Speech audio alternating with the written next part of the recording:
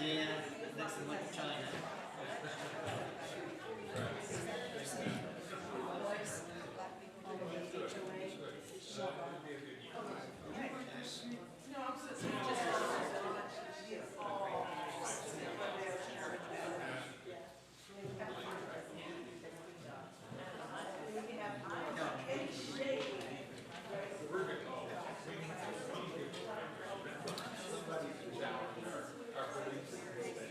You know, there was a, I guess it was a sermon or this We were reviewing the covenants of the rules, and we noticed a line that says,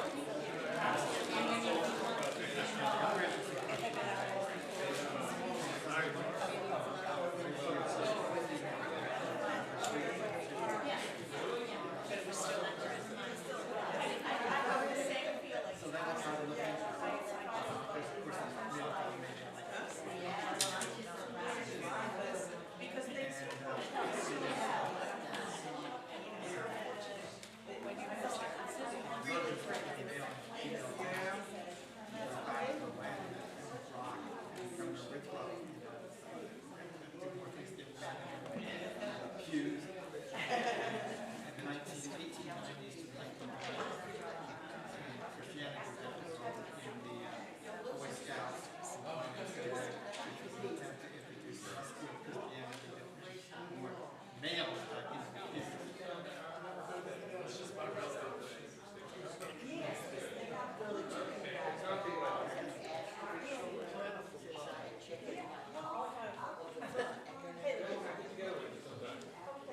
both in terms of things, but also about how you like living in town.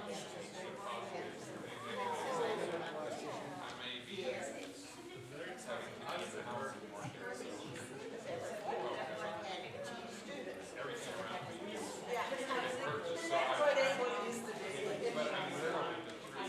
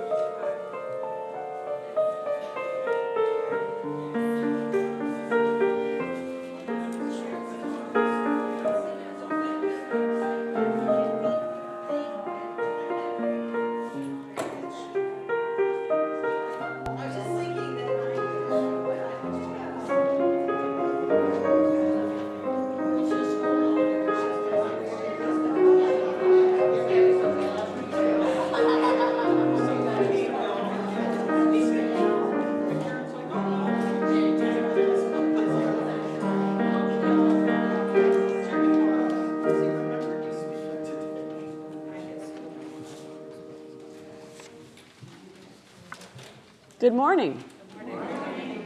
Welcome to the Unitarian Universalist Fellowship of Clemson. My name is Leslie Visage, and I am your worship associate today. Here at UUFC, we welcome all those who would come seeking a spiritual home with us, whether this is your 100th time or your first. If you happen to be a first-time visitor, we would love to get to know you. If you are here in person, please be sure to visit our welcome table right outside the sanctuary and stay for conversation after the service. If you're at home watching us online, we would be happy for you to receive our newsletter so we can learn more about us, so you can learn more about us. Find us at uufc.org. I have several announcements, and of course there's more on the back of your order of service, so please look at that when you have a chance. On Sunday, June 4th, it will be our last service with Reverend Christina Branum-Martin. Please plan to come so we can wish her the best in her future endeavors. Friday, June 9th through June 11th, UUFC annual camping trip at Oconee State Park. I've never been, but I've been told it's a great time, so plan on trying to attend. Sunday, June 18th is a very important day. The congregational meeting will take place, and we will be voting, among other things, on the 8th principle. So again, please try to come. And if not, there'll be provisions for voting online. And on Saturday, June 24th, UUFC will have a parking lot yard sale. And the note I have says it starts at 8 a.m. So if you're interested, please let Elaine Faithful know. And next will be a reading by Martha Alexander.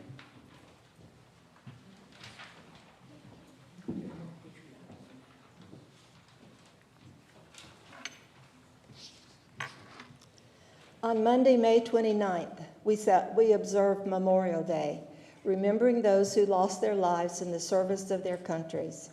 In 1915, a year after World War I began in Europe, Canadian soldier, Lieutenant Colonel and medical doctor John McCrae wrote the poem In Flanders Fields. After presiding at the funeral of fellow soldier Lieutenant Alex Helmer, 1st Brigade Canadian Field Artillery, who died May 2nd, 1915. In Flanders Field by John McCrae. In Flanders fields the poppies blow, between the crosses, row on row, that mark our place, and in the sky, the larks still bravely singing fly, scarce heard amid the guns below. We are the dead. Short days ago we lived, felt dawn, saw sunset glow, loved and were loved, and now we lie in Flanders fields. Take up our quarrel with the foe. To you from failing hands we throw the torch be yours to hold it high. If ye break faith with us who die, we shall not sleep, though poppies grow in Flanders fields. Thank you, Martha. Our opening hymn is number, Get the right number. 348, Guide My Feet, in keeping with our road theme.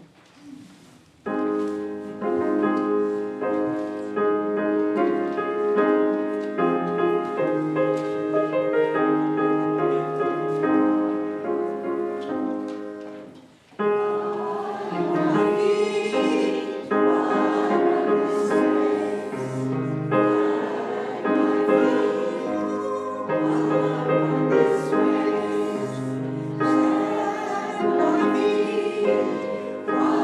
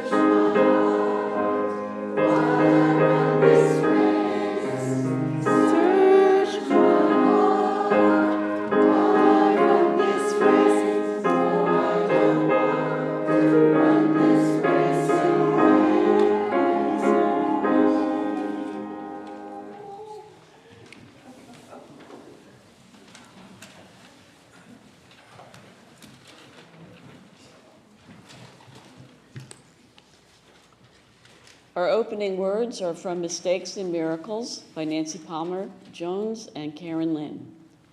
For transformation to occur, we all need stories of people who are working to dismantle this culture of white supremacy, stories that reveal what it takes to go against the grain.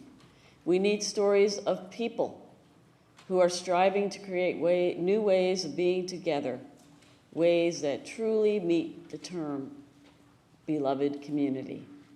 And from First Parish of Cambridge, Massachusetts, awakened by worship, nourished by tradition, and united by love, we strive to create a multicultural, spirit-filled community that works for justice, fosters spiritual curiosity and faith formation, shares joys, heals brokenness, and celebrates the sacred in all.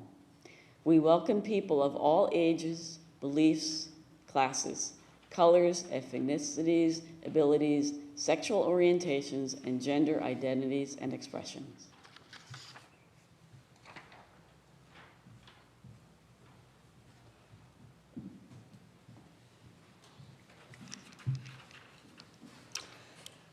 And now it's time to affirm what brings us together in our affirmation printed in the hymnal. Please read it with me. We gather together in a spirit of love, with justice as our guide. This is our chosen covenant, to dwell together in peace, to seek the truth with freedom, and to care for one another. Karen?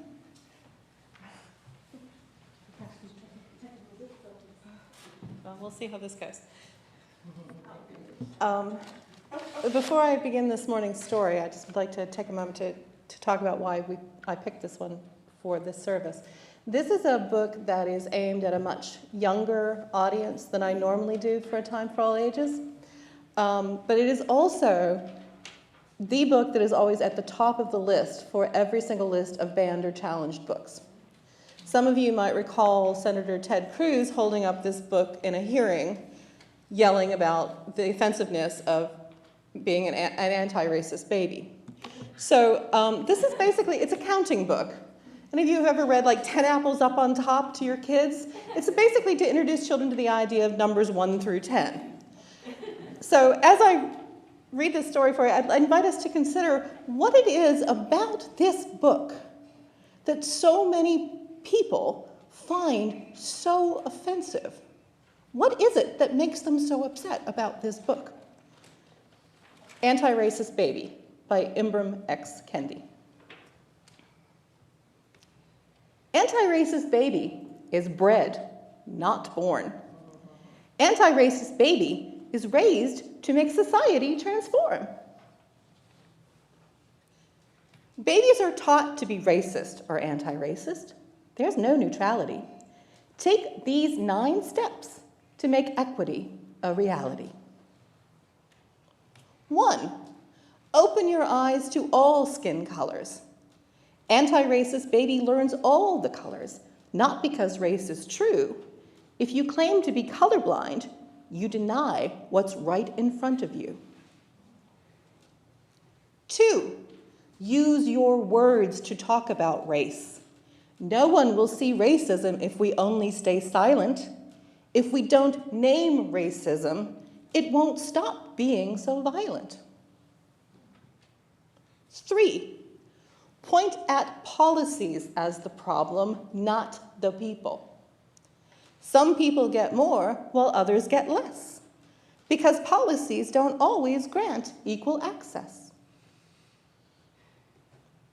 4, shout, there's nothing wrong with the people.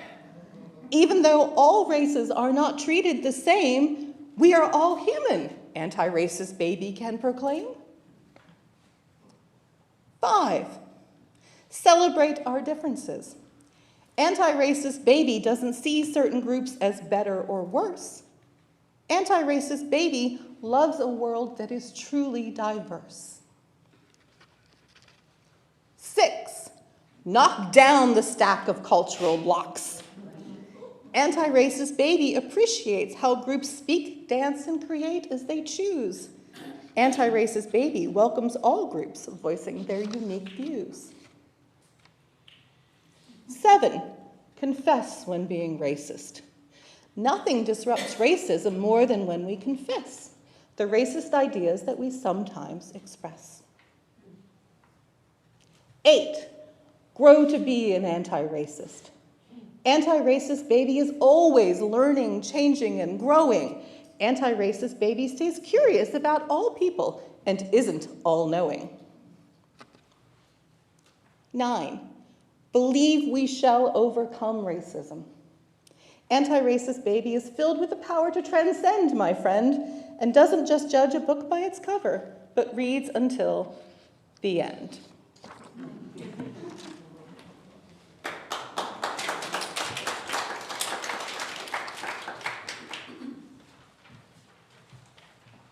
Now's the time in our service when we collect the morning offering. A reminder that we are a free faith and so supported by your generous contributions. And the children will gather the foodstuffs while Ellen and Jim gather the money.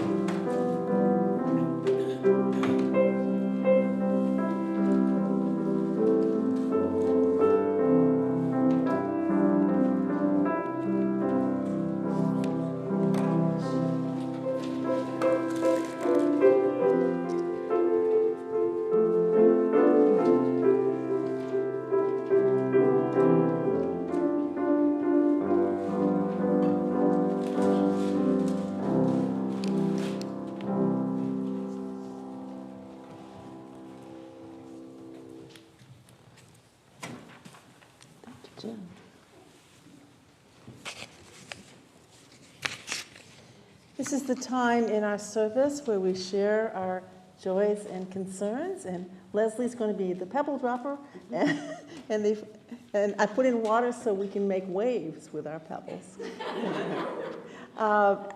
First, we always celebrate visitors, and if there are any visitors, first time, second time, been away a long time, that would like to stand and let us know they're here, we would be happy to have that happen.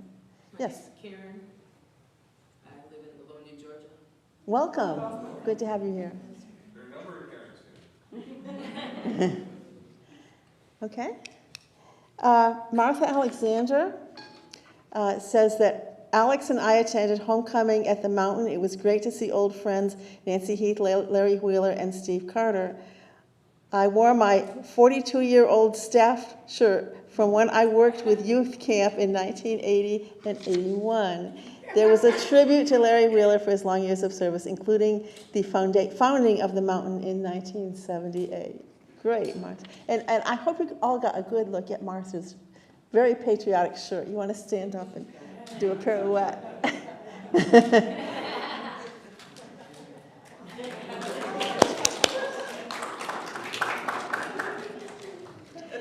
Elizabeth Bransad's joy is that her grandson James, Sarah Shua, yes. Okay, graduated yesterday from Daniel High School. Great. And let's see, Kathy Crane's joy is our small habitat team. Gordon, Kathy, and Meg Williamson was happy to work on the home building yesterday with the future homeowner. And our Habitat for Humanity team works every fourth Saturday every month. If you want to speak to Kathy or Gordon, they would be happy for you to join their team. I would also like to celebrate that my oldest and youngest daughters, who were born 2 days and 8 years apart, will be celebrating their birthdays this week. They'll be 51 and 59, and it's the last time they'll be in the same decade. Thank you. And finally, one more pebble for joys not shared and sorrows unexpressed, that perhaps you will have an opportunity to share at some other time. But in the meantime, let us celebrate that joys shared are multiplied and sorrows shared are lessened. And now we will sing the children on their way. Go young geese, go young geese, may the sweet old love surround you everywhere, everywhere we may go.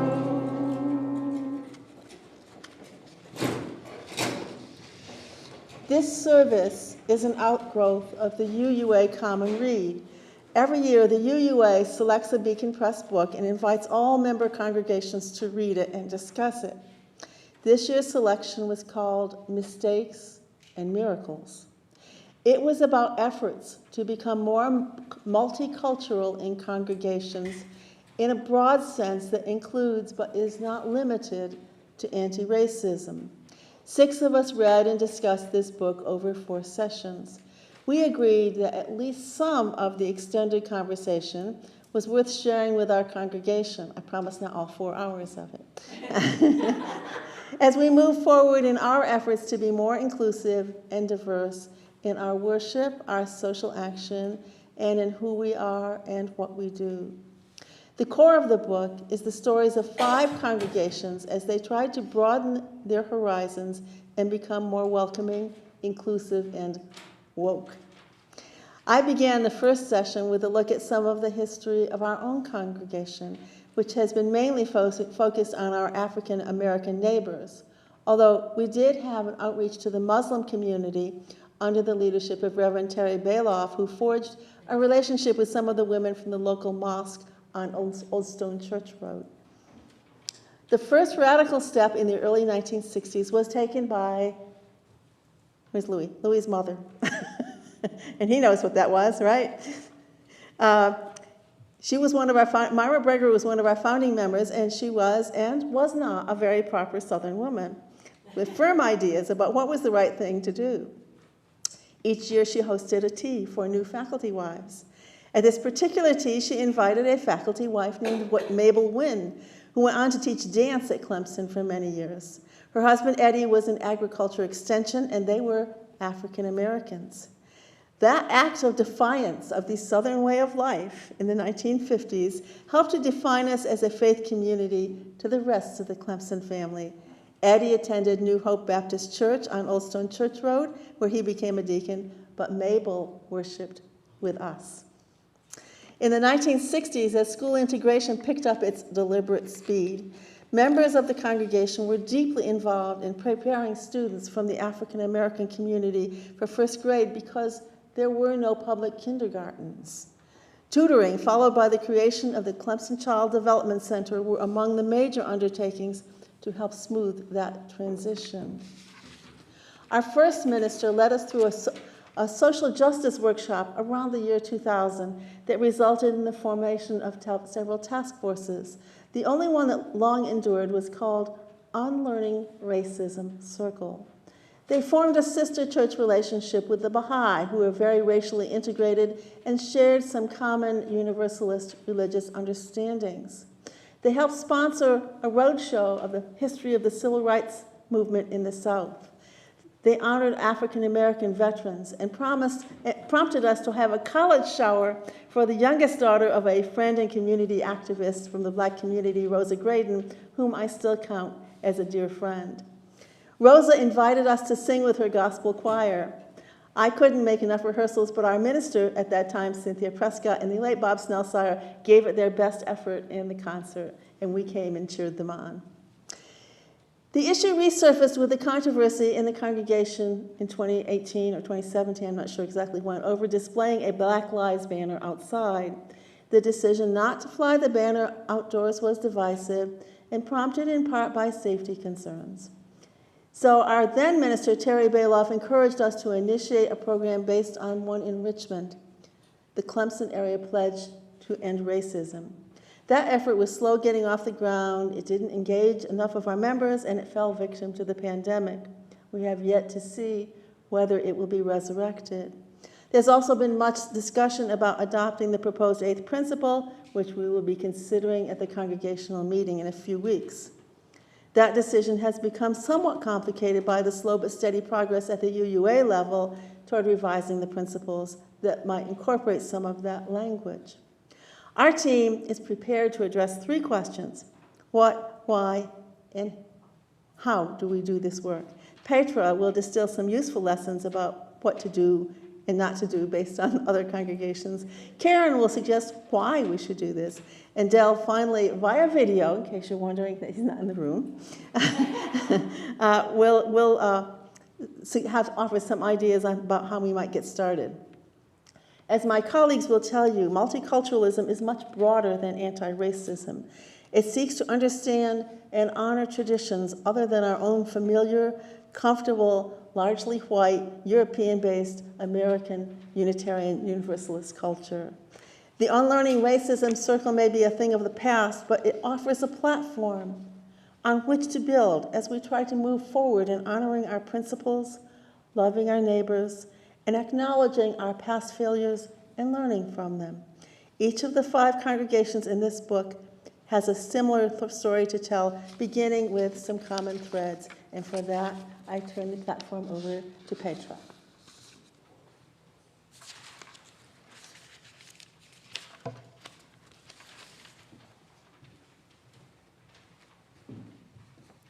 Good morning, everyone. Good morning. For those of you who don't know me, my name is Petra Bear, and I've been a member here for 7 years.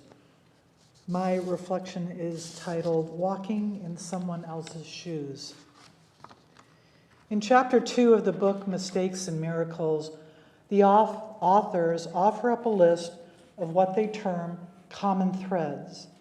It is a summary of sorts, a gathering of thoughts on what was gleaned from the study of 5 congregations that are actively working on bringing people from different races, ethnicities, and cultural backgrounds together.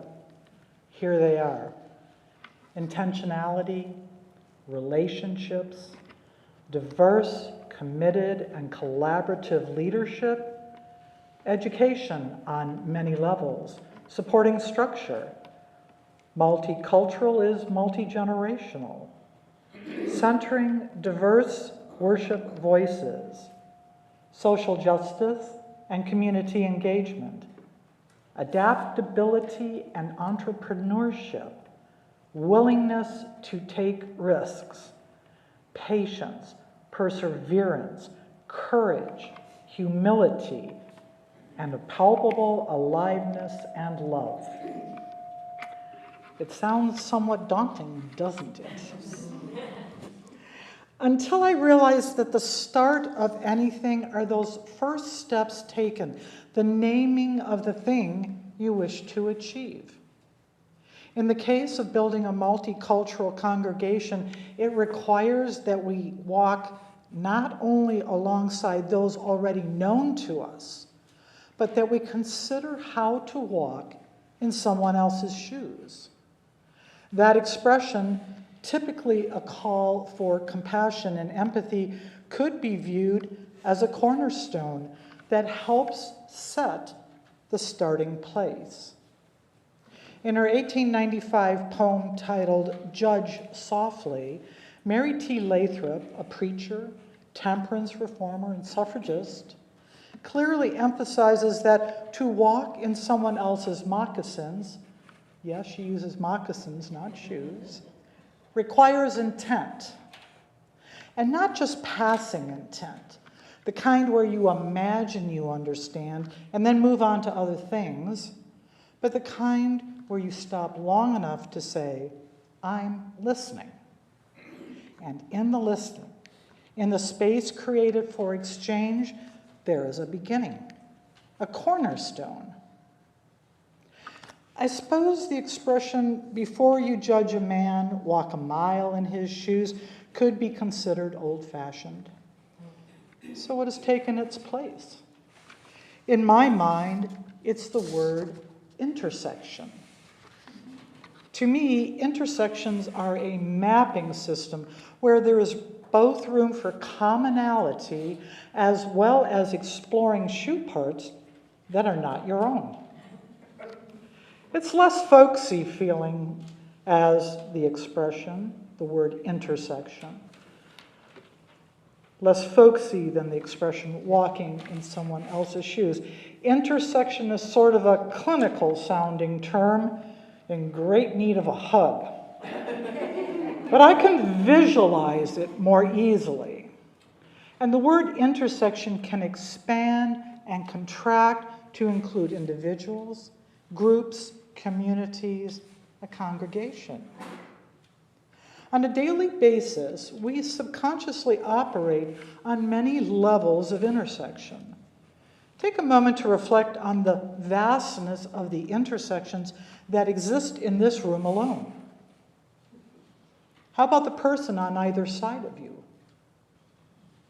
It's not possible to count them all, and well, I'm running out of time up here.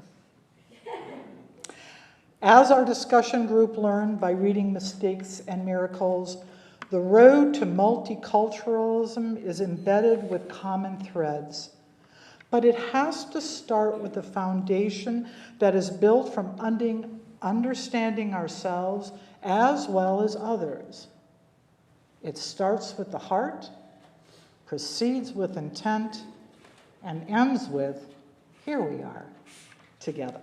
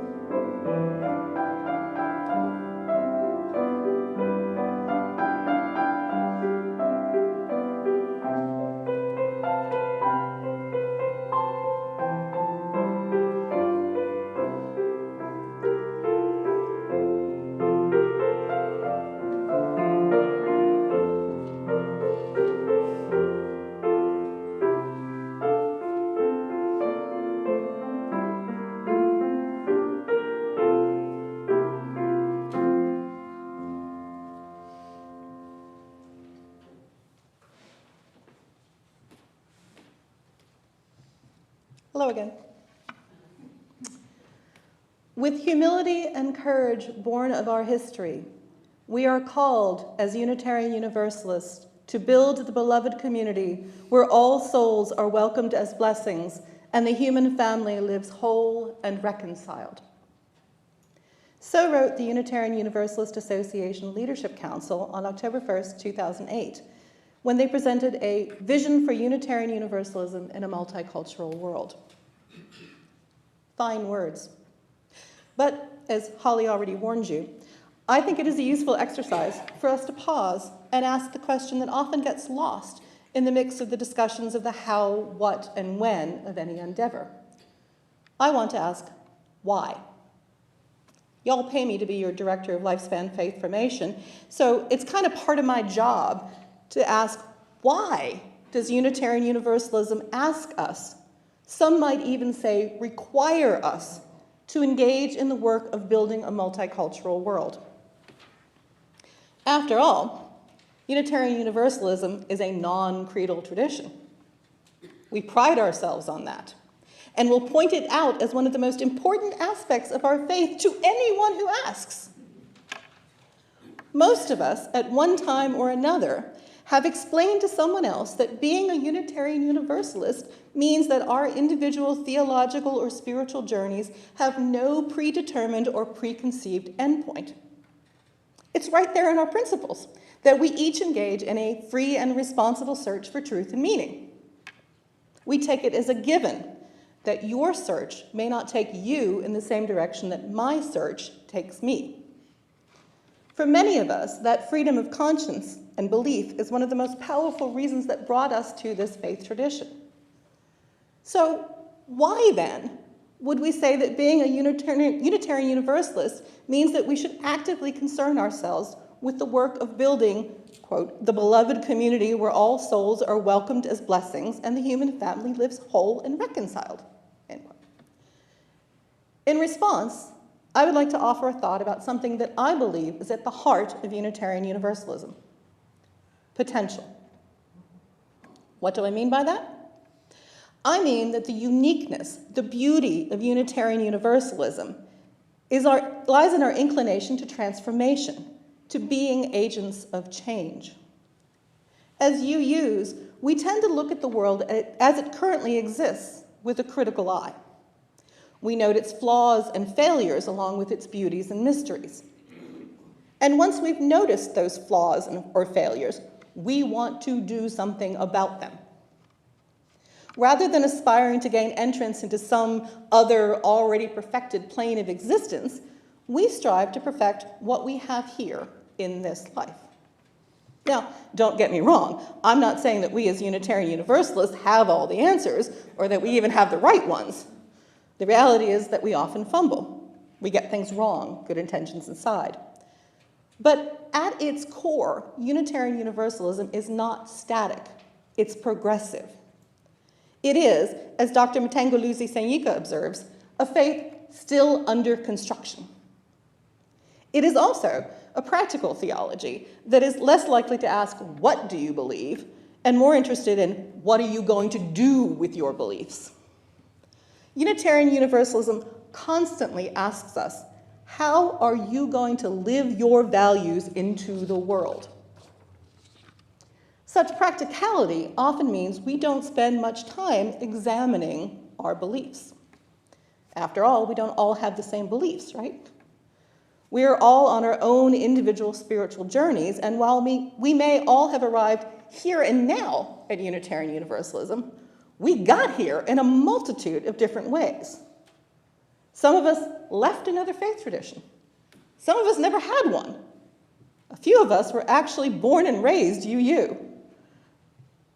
And just as we got here by way of our own unique paths, each one of us was drawn here by something different. With such a rich diversity of wisdom and spiritual practice before us, we all find what speaks most to us and to our individual spiritual needs. Some of us focus on the principles, or perhaps one or two that they find most compelling, usually the first or the seventh. Some hear the call of the prophetic voices of the past. Still others delight in the experience of finding pearls of truth and wisdom in the religions of the world or in the harmony of the natural world. There are UU Christians, UUs who are practicing Buddhists, UU humans, atheists, agnostics. All are welcome under the Unitarian Universalist umbrella. But all of us, as Unitarian Universalists, want to make this world a better place.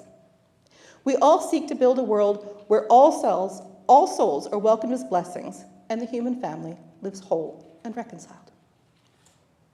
But just as the world we live in is a work in progress, so too are we.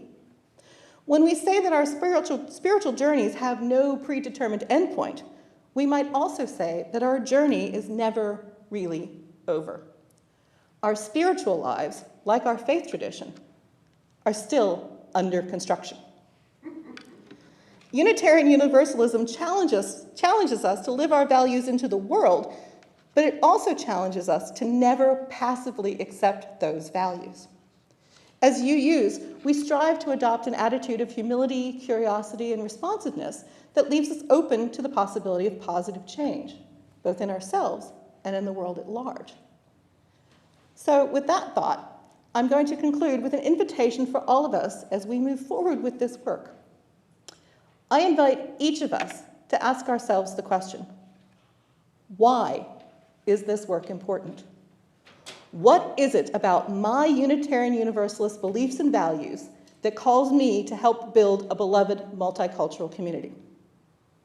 How does this work help to shape my own spiritual journey? I look forward to hearing the beautiful diversity of our answers.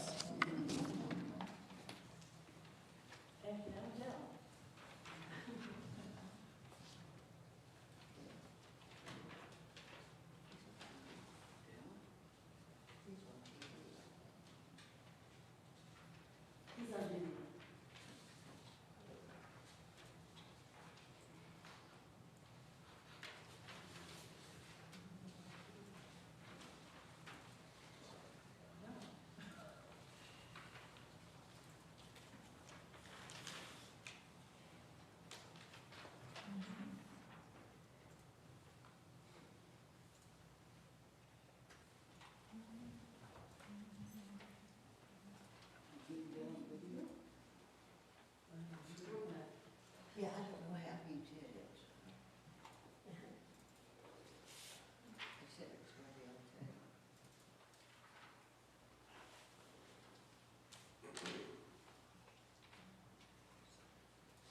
Is the book going to be in our library? Can we check it out? Yes. Do you have it so we can see what it looks like? I have a copy you could have as well. If you would like to. It's also available on Kindle. It's much less expensive on Kindle. This is what the book looks like. If you want this one, you can have this one, Karen. Thank you.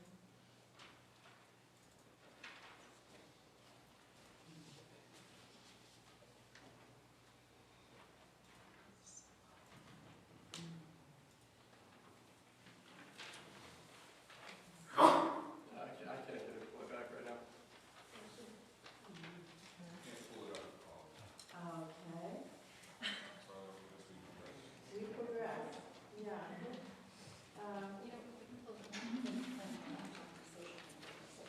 Okay, let's do that. Let's try to play it in social room. Sorry about that. Okay. Our closing hymn is One More Step, and I have that. 168. 168, thank you.